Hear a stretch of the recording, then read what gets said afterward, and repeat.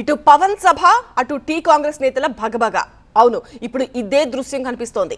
రేపు తెలంగాణ ఆవిర్భావ దినోత్సవం సందర్భంగా జనసేన ముఖ్య నేతలతో సమావేశం ఏర్పాటు చేశారు పవన్. తెలంగాణ నవ నిర్మాణ సంకల్ప సభ జనసేన సాధక సమ్మేళనం పేరుతో హైదరాబాద్ లో మీటింగ్ పెట్టారు పవన్ కళ్యాణ్.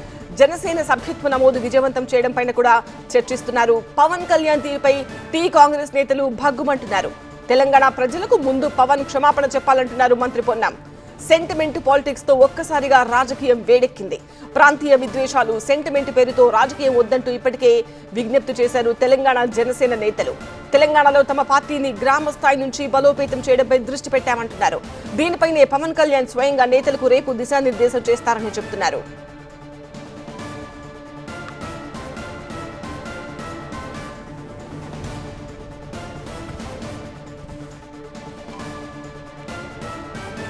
ఇటు పవన్ సభ అటు టీ కాంగ్రెస్ నేతల భగభగ. ఇప్పుడు ఇదే దృశ్యం కనిపిస్తోంది. రేపు తెలంగాణ ఆవిర్భావ దినోత్సవం. ఈ సందర్భంగా జనసేన ముఖ్య నేతలతో ఒక సమావేశం ఏర్పాటు చేశారు పవన్ కళ్యాణ్.